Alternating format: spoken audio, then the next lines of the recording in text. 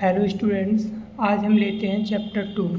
और चैप्टर 2 में सबसे पहले चैप्टर 2 हमारा पॉलिनोमियल्स में हम सबसे पहले एक्सरसाइज 1.2.1 लेते हैं। तो एक्सरसाइज 2.1 में हमारा जो पहला क्वेश्चन है वो एक ही क्वेश्चन है इस एक्सरसाइज में। ये दिया है हमें कोऑर्डिनेट प्लेन पर यहाँ पर ये ग्राफ की लाइन दी है हमें।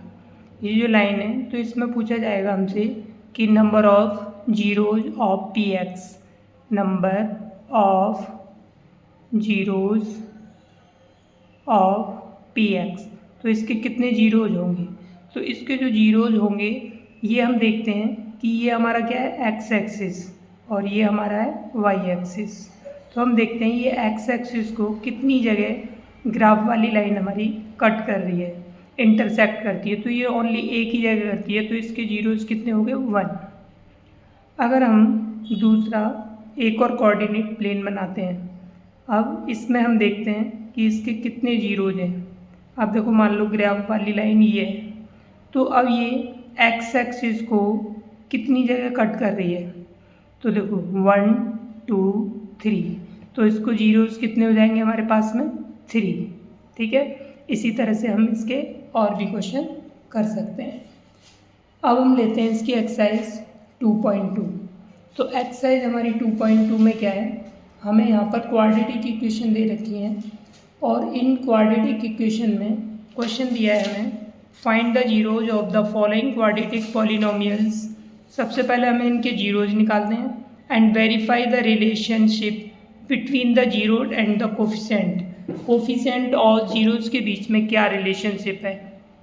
तो इसमें जीरोज जो होते हैं, जीरोज और कोफिशिएंट में रिलेशनशिप फॉर्मूला होता है सम ऑफ जीरोज। इसके जीरोज क्या होते हैं, जो एक्स की जो वैल्यूज आती हैं वो जीरोज होते हैं। क्वाड्रेटिक इक्वेशन में 2 जीरोज आते हैं, लीनियर में 1 और क्यूबिक में 3। जितनी उसकी डिग्री होगी हाईएस्ट, उतनी ही उसके जीरोज होंगे। तो सम ऑफ जीरोज, फर्स्ट को हमने अल्फ़ा सपोज किया, दूसरे को बीटा, तो ये हो जाएगा -b/a।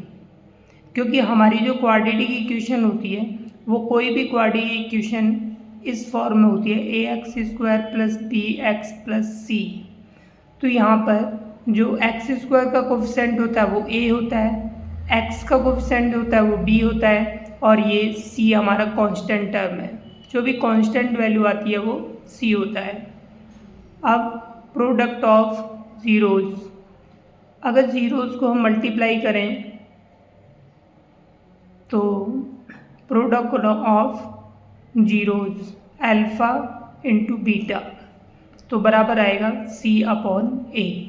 ये हमारे फॉर्मूले, इसी को हमें प्रूफ करना है, रिलेशनशिप चेक करनी है, हमें प्रूफ करके दिखाना है। तो हम सबसे पहले यहाँ पर एक क्वेश्चन ले लेते हैं, एक्सरसाइज 2.2 का क्वेश्चन नंबर हम फर्स्ट ले लेते हैं। तो इसका फर्स्ट क्वेश्चन है x² - 2x - 8। ये क्वेश्चन है, हम इसको बराबर में 0 मान लेते हैं, क्योंकि कोई भी क्वाड्रेटिक इक्वेशन 0 के बराबर होती है। अब यहाँ पर हम स्प्लिट मेथड से इसके फैक्टर्स करते हैं, जीरोज फाइंड करेंगे।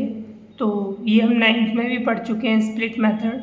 तो यहाँ पर हम x² का कोफिशिएंट लेते हैं 1 और कांस्टेंट टर्म लेते हैं, इन दोनों को हम मल्टीप्लाई करते हैं। इनका साइन हमें जो है वो, जैसे कि सपोज करो इसका साइन ये माइनस साइन है, तो हमें माइनस नहीं लेना, सिर्फ 1 और 8 ले लिया, 8 आ गया। अब यहाँ पर हम ये देखते हैं कि जोड़ने या घटाने पर 2 आना चाहिए, और मल्टीप्लाई करने पर ये 8 आना चाहिए। तो इसके फैक्टर इसी तरह से हम देखते हैं। तो यहाँ दोनों माइनस हैं, जब दोनों यहाँ माइनस के साइन होते हैं तो कभी भी जोड़ने पर नहीं आता। ये कब आएगा, माइनस करने पर ही आएगा, अगर ये दोनों माइनस के साइन हैं। तो हम इसकी जगह पे क्या, अब इसके फैक्टर करते हैं हम। तो इसके फैक्टर हमारे 4 और 2 हो जाएंगे। कितने हो जाएंगे, 4 और 2। 4 2 = 8 हो गया।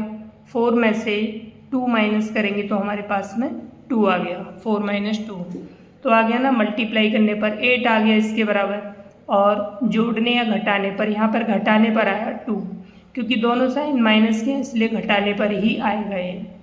अब उसके बाद एक्स स्क्वायर माइनस ये जो 2 है, इस 2 की जगह पर हम ये 4 - 2 लिख लेंगे इंटू में x - 8 इक्वल में 0। अब उसके बाद एक्स स्क्वायर माइनस इस x को इस 4 से मल्टीप्लाई करेंगे और इस 2 से भी। माइनस बाहर है इसलिए ब्रैकेट के अंदर का साइन चेंज हो जाएगा ब्रैकेट खोलने के बाद, तो 2x - 8 इक्वल में 0। अब यहाँ से हम दो के पेयर बना लेते हैं, तो यहाँ से हम क्या कॉमन लेते हैं x, तो यहाँ पर बचेगा x - 4 और यहाँ पर क्या कॉमन है हमारा 2। x इधर है लेकिन इधर नहीं है तो x कॉमन नहीं है, यहाँ से 2 कॉमन ले लिया हमने, x बच गया 2 4 जा 8 इक्वल में 0। x - 4 अगेन कॉमन आ गया, ये देखो क्या बचा हमारे पास x + 2 इक्वल में 0। इसको हम x - 4 इक्वल में 0 लिखेंगे और इसे भी x + 2 इक्वल में 0 लिखेंगे, तो हमारे पास में आ जाएगा x = 4 एंड x = -2। इस तरह से आ गया। अब हमारे पास जीरोज़ के आगे 4 और -2, हम इस पहले वाले को अल्फ़ा सपोज कर लेते हैं और दूसरे वाले को बीटा सपोज कर लेते हैं।